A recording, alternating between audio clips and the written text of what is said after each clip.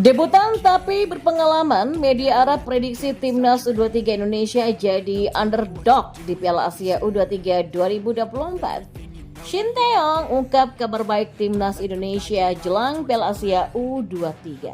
Dan yang terakhir, Timnas Indonesia jadi negara dengan kenaikan peringkat tertinggi di ranking FIFA. Erick Thohir targetkan tembus 100 besar. Simak selengkapnya di sini hanya di Kamus Bola untuk Anda.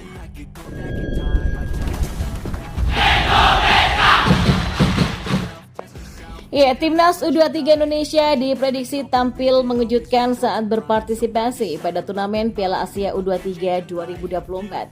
Sebuah media asal Arab membuat prediksi soal Timnas U23 Indonesia. Seperti diketahui, Garuda Muda akan berpartisipasi dalam ajang Piala Asia U23 2024. Turnamen tersebut akan berlangsung di Qatar mulai dari 15 April sampai 3 Mei mendatang. Dalam ajang tersebut, Indonesia bergabung ke dalam grup A. Mereka akan berhadapan dengan tim elit seperti Qatar, Australia, dan Yordania. Bisa dibilang tim Merah Putih Muda akan menghadapi lawan yang cukup kuat. Pasalnya anak asuh Shin Tae-yong berstatus sebagai debutan pada ajang prestisius kelompok umur ini. Sementara Qatar sempat berstatus sebagai semifinalis di edisi 2016 dan penghuni tempat ketiga pada tahun 2018. Lalu ada juga Australia yang mendapatkan prestasi yang sama pada tahun 2020 dan 2022 silam. Sedangkan Yordania pernah menempati peringkat ketiga turnamen pada tahun 2013. Meski begitu, Timnas U23 Indonesia diprediksi dapat tampil mengejutkan pada edisi kali ini. Prediksi itu disampaikan oleh salah satu media asal Arab yakni Al Sharq. Dalam laporan tersebut, Indonesia dirasa punya pemain yang berpengalaman meskipun berstatus sebagai debutan. Wajar saja, mayoritas pemain Garuda Muda memang sudah tampil di skuad senior. Nama-nama itu adalah Marcelino Ferdinand, Pratama Arhan, Hernando Ari, Rafael Struijk, Ivar Jenner, Justin Hapner, Ramadan Sananta, Rizky Ridho, dan lain-lain. Mereka juga baru-baru ini tampil bersama Timnas Indonesia di ajang kualifikasi Piala Dunia 2026 dan kualifikasi Piala Asia 2027. Oleh karena itulah Al Sharq merasa bahwa Shin Tae-yong memiliki skuad yang benar-benar istimewa. Shin Tae-yong itu punya tim yang sangat berpengalaman ya, dengan banyak pemain yang bersinar untuk tim senior di kualifikasi Piala Dunia baru-baru ini. Jadi dengan pemain seperti Hernando Ari, Ivar Jenner, Justin Hapner, dan Marcelino Ferdinand menjadi pemain yang sangat istimewa, kata laporan tersebut. Nantinya Qatar akan menjadi hadangan perdana Rizky Ridho dan kawan-kawan dalam ajang tersebut. Laga Qatar yang akan berlangsung pada Senin 15 April esok, sementara laga kontra Australia berlangsung pada Kamis 18 April 2024. Lalu duel terakhir di babak penyisihan grup ditutup dengan bentrokan melawan Yordania pada Minggu 21 April 2024. Dan kita beralih ke informasi bola yang lainnya. Pelatih Timnas Indonesia Shin Tae-yong mengungkapkan kabar baik skuad Garuda Muda jelang Piala Asia U23 2024 Qatar. Timnas Indonesia sedang menjalani pemusatan latihan untuk Piala Asia yang akan berlangsung pada 15 April 2024 mendatang. Skuad Garuda juga sudah melakoni 2 laga uji coba. Yang pertama, Indonesia kalah 1-3 dari Arab. Kemudian Indonesia mampu meraih kemenangan tipis dengan skor 1-0 atas Uni Emirat Arab. Setelah sepekan menjalani TC dan serangkaian uji coba, Shin Tae-yong mengungkapkan kabar baik. Dia mulai merasakan timnya kini sudah berkembang ke arah yang positif. Pemahaman semakin baik ya. Pasti ada berkembang juga. Masih ada sepekan lagi sampai tanggal 15 April untuk mengembangkan permainan, kata Shin Tae-yong.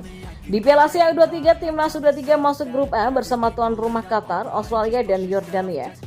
Ya, hanya juara grup dan runner-up yang berhak melaju ke babak selanjutnya. Adapun PSSI menargetkan Timnas U23 untuk lolos dari fase grup yang juga menjadi syarat perpanjangan kontrak bagi Shin Tae-yong. Sementara Shin Tae-yong percaya bahwa timnya mampu melaju hingga babak semifinal Piala Asia U23. Jika itu memang tercapai, maka Indonesia akan tampil di Olimpiade 2024 Paris. Dan di informasi bola yang terakhir, Ketua PSSI Erick Thohir masih punya ambisi yang tinggi meski Timnas Indonesia baru saja menjadi negara dengan kenaikan peringkat tertinggi di ranking FIFA. Ya, dalam ranking FIFA per 4 April 2024, Timnas Indonesia menduduki urutan ke-134 lewat 1102,7 poin. Tim berjulukan skuad Garuda ini meroket 8 posisi. Selain itu, Timnas Indonesia juga menjelma sebagai negara dengan perolehan angka terbanyak di ranking FIFA, teranyar lewat pendapatan 30,04 poin. Sedari awal, ketika terpilih sebagai Ketua PSSI pada Februari 2023, Erick Thohir memang menginginkan Timnas Indonesia masuk 100 besar ranking FIFA. Saya menargetkan diri saya ketika masuk ke PSSI. Sejak awal saya mau sepak bola yang bersih dan berprestasi. Saya mau targetnya Timnas Indonesia 100 besar dunia. Sejak awal loh ya. Hari ini baru ke 134, semua menulis loncatan tertinggi, so what? Ini belum 100 dunia, jelas Erick. Ya, kemenangan 2 kali atas Timnas Vietnam dalam lanjutan putaran kedua grup F kualifikasi Piala Dunia 2026 zona Asia membuat Timnas Indonesia meroket di ranking FIFA. Timnas Indonesia berhasil mengalahkan Vietnam dengan skor 1-0 di Stadion Utama Gelora Bung Karno dan 3-0 di Stadion Midin National Stadium Hanoi pada 21 Maret kemarin. Ya, Timnas Indonesia berpeluang untuk terus menanjak dalam ranking FIFA karena masih punya banyak pertandingan internasional sepanjang tahun ini, termasuk kualifikasi Piala Dunia 2026 dan FIFA Matchday.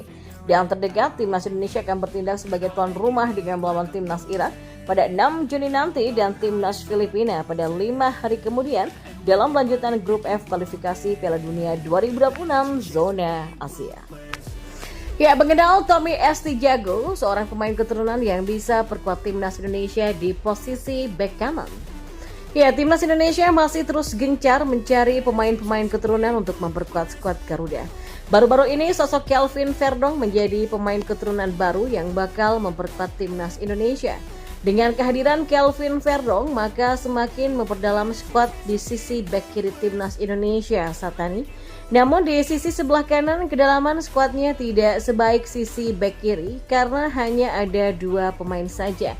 Seperti diketahui, hanya Asnawi Mangku Alam Bahar dan Sandy Wallace yang sering diplot di posisi tersebut. Untuk posisi bek kanan ternyata ada cukup banyak pemain keturunan, salah satunya adalah Tommy Estijago. Sebagaimana dilansir dari laman transfermarket.co.id, Tommy Estijago atau Santiago saat ini bermain untuk film kedua.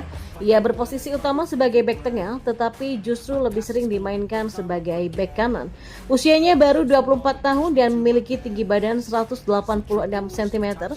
Dan saat ini sudah melakukan 26 penampilan bersama film kedua. Ya, 24 penampilan di Keken Kampion Divisi di mana ia mampu mencetak 2 gol dan 2 penampilan di KNVB Beker. Sebelum bergabung dengan film kedua, tercatat Tommy pernah memperkuat FC Ultra. Bahkan bersama FC Ultra ia sudah bergabung sejak usia muda, yaitu U17, U19, U21 sampai senior. They wanna rise up while you drown. They wanna fill your head with doubt. They're silently scared that you'll figure it out. I'll make it look like I'm losing. Won't bother hiding my bruises. And when they finally think you're wounded, then it's your chance to be ruthless.